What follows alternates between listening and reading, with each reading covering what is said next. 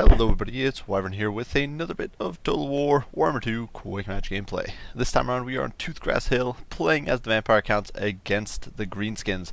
And this was a little bit of a request made by one of you viewers, Matthew Galindo, I do hope I'm pronouncing that correctly, asking if I could do a bit of a monster or wraith or ethereal units or ghost unit build.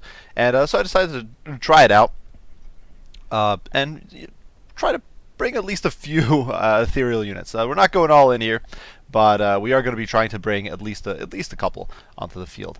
One of the big problems with ethereal units usually is, of course, that if a faction has any access to Lore of Fire and any sort of decent magic spells, your life is going to be miserable. Factions that have good access to magic damage, you're basically screwed. Back in the day, High Elves used to be one of the most susceptible factions, but with the recent introduction of Sisters of Avalorn, as well as the introduction of the new Phoenix Guard, and people slowly but surely wising up to using Alariel, who has an AoE that gives magic damage, or Teclis, of course, with Lore of Fire. That's started making life a lot more miserable, and there's not too many factions that are all that susceptible to ethereal spam. The only other one I think that has issues with it is the Lizardmen. But going in against the Greenskins here, we did decide to bring a few Karenites. So the main line, nothing too fancy. It's pretty standard stuff. Here in the center we do have the Stearnsmen anchoring things. One of the keys factors to keep in mind when you're using ethereal units is that their stats suck. They've got high AP, they've got very solid AP values, they've got pretty good mobility, but their melee attack and melee defense, as you can see, is pretty atrocious. Even the Chill guys, who are roided up 9 veteran C Hexwraith unit, are sitting at 29-29, which is bad by basically any standards. We do have 2 Graveguard with great weapons to provide some additional AP against Black Orcs in there, as well as 2 units of Graveguard to just provide additional anchorage. I'm not the biggest fan of low-end skeleton units against the Greenskins, because Greenskins kind of just roll over them and flatten them in seconds. For our Lord, we did decide to bring Vladdy Daddy, good old Vlad von Karstein, who of course does provide pretty decent casting ability and very good survivability, which is important, especially if you're going ghost heavy, or with ghosts, you need your Lord to survive, because their leadership is very bad, and losing your Lord can take you downhill very quickly. He does have Master Beguilement. I did bring Curse of Years to somewhat counteract Wa, Raise Dead, Van Hell's Dance Macabre, and Invocation of the Heck. Alongside him we do have a Banshee, and we are going for a bit of a double leadership debuff here. Vlad does have the Aura of Dark Grandeur, which is -4 leadership, and on the Banshee we did bring the Screaming Banner, which is another -4 leadership. So on top of Fear, on top of Terror, we are looking to cause a little bit of mayhem. We do have a single Corpse Cart within our Holy Lodestone, backing things up in the middle, and then for mobility, Dire Wolf or Dire Pack, as well as Fell Bats, and of course the Chill Guys on the flank. The 2 Karenites are here on the sides, looking to pincer and dive into the enemy backlines. Now, granted, Greenskins do not have very good melee defense, but nonetheless, you do not want your Karenites going head to head with, say, a unit of Savage Orcs, much less say Savage Orc Big Guns or Orc Big Guns.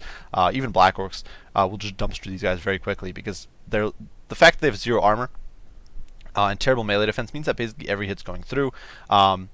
And despite that 75% mitigation, they are going to go down pretty quickly, especially with their low HP pool. Now for my opponent, a little bit of an oddball build. You can see there are some Goblin Wolf Riders here on the flanks. A big threat to ethereal units, actually, because while their damage is not very good, with sheer quantity and while being pretty cheap, they can definitely do some chip damage. There's also a Goblin Wolf Chariot here on the flank, so not a terrible unit. It's pretty quick, pretty mobile, looking to probably harass a little bit.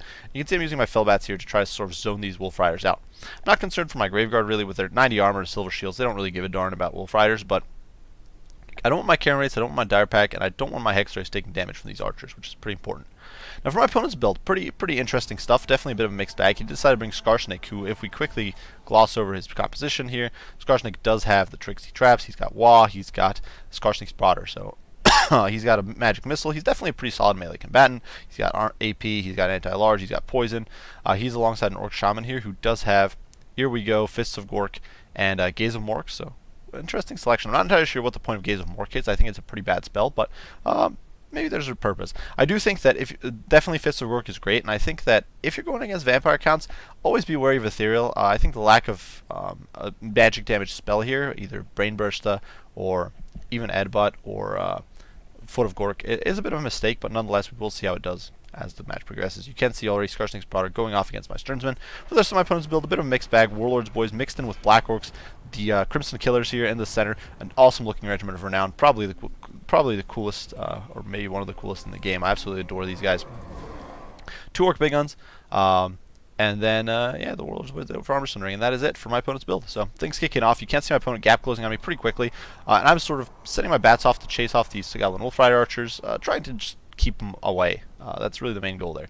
Now, over here, the Chariot did get a bit of a charge off on my Graveguard, pushing him away, but, you know, the Knights are coming in for the Chariots, and now as my opponent's pushing in, popping his Wah, trying to get the maximum value out of it, get that charge bonus, get that extra melee attack, and all that sort of stuff. We are going to summon a unit of zombies right here, dead center, in front of the Crimson Killers. Now, Crimson Killers with Wah are going to tear through these guys in seconds, but that is going to waste Wah.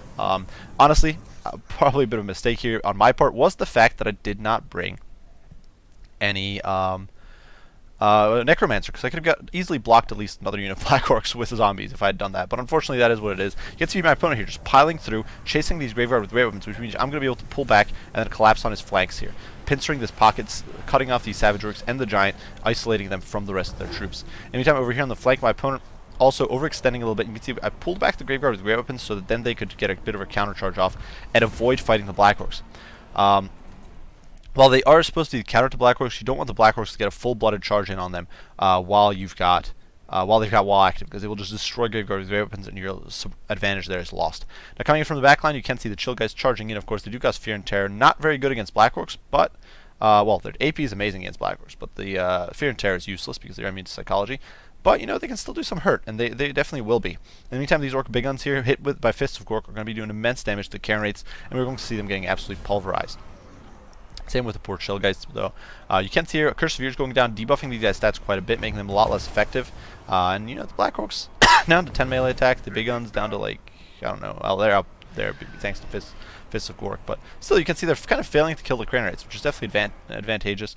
We do get an invocation from the Heck in there. And in the meantime, in the pits over here, with a Master Beguilement, we are shutting down the Giant. We are managing to shatter some of these units. You can see Savage Orcs over there, despite Here We Go being completely routed off. Here in the pits, the Banshee as well as the Karen sort of collapsing on these Black Orcs. And this is where you really want your Karen on a rear charge.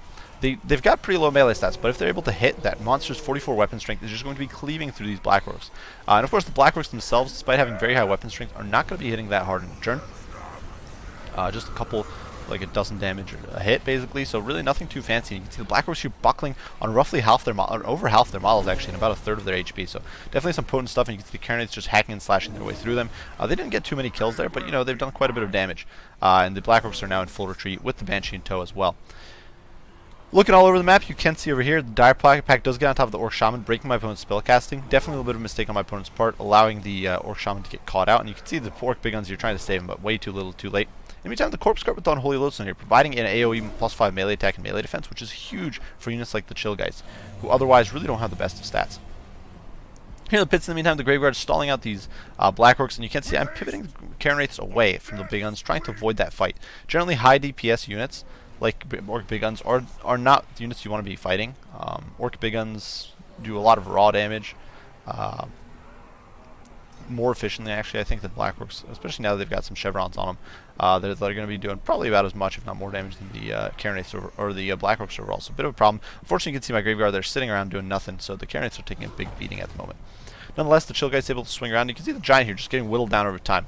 The Giant's an incredibly potent pick in this matchup, if you're able to keep him on top of his own infantry. The problem is that my opponent's infantry got slaughtered and routed off, so they're not really being useful. Now, another Wad does go off as the wolves come in, but you can see Scarsnake here just starting to fall apart.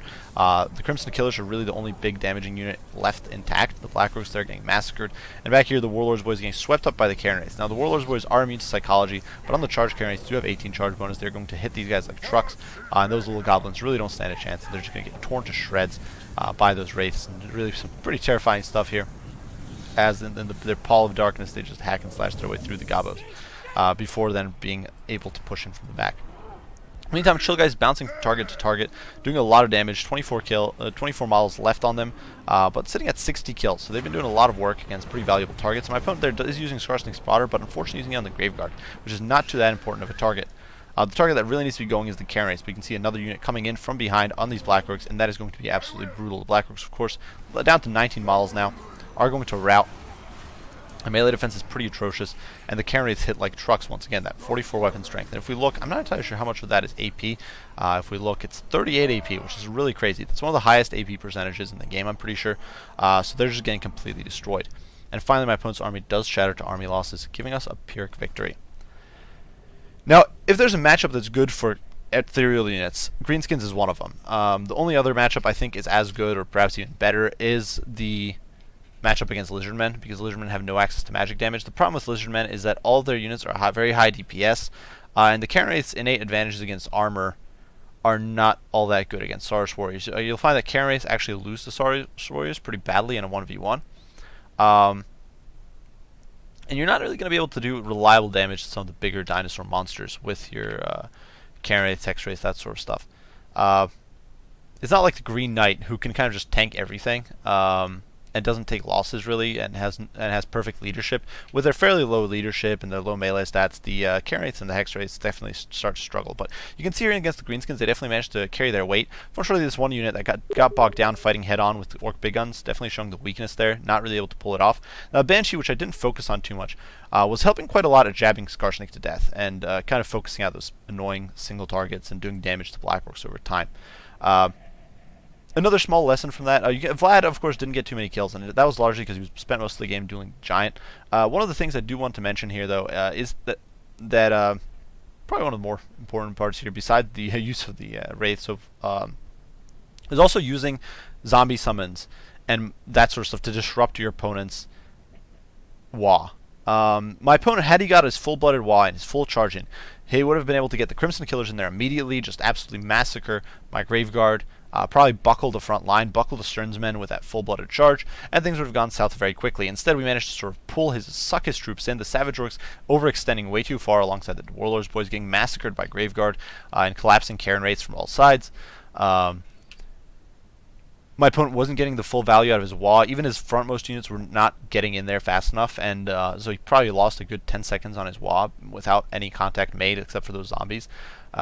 And of course the Black Orcs were even further behind. So thanks to that, in general, we sort of got a good stagger out on the Waaagh. And that's what you want to be doing as Vampire Counts. Vampire Counts are one of the only factions that cannot evade the fight. They're not a faction that can kite, that can whittle your opponent down, that can sort of do staggered artillery geometry or anything like that. They have to essentially suffer through the onslaught. There's no choice. So this is one of the better ways to deny your Greenskin opponent their full value. It can just be a unit of zombies. It doesn't even have to be a unit of skeleton warriors. If you bog that enemy unit down or force them to go around you, that's going to waste basically the entire duration of the Waaagh. And at that point, you're going to be in a position from which you can achieve a victory. As for my opponent's build, obviously a little bit of trollishness going on with Skarsnik. Interesting to see Skarsnik's Prod doing some decent damage. I do think the Orc Shaman coming in without a proper magic damage spell like Brainburst or Foot of Gork was a bit of a mistake. It could have made some, in my opinion, some pretty big difference against the Karen Wraiths in particular. This one unit raking in 71 kills, most of which were against Black Orcs. Should not have happened if there was a Brainburst on the field maybe to whittle them down. That said, good use of Fists of Gork to destroy the other unit of Karen Wraiths, so definitely got to be aware of that. And yeah. So, I do hope you guys enjoyed the video. Hope you enjoyed seeing some ghostly action here.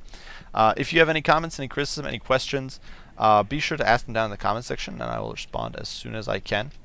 As usual, guys, I do appreciate you all for watching, and I will see you all in the next one. Bye for now.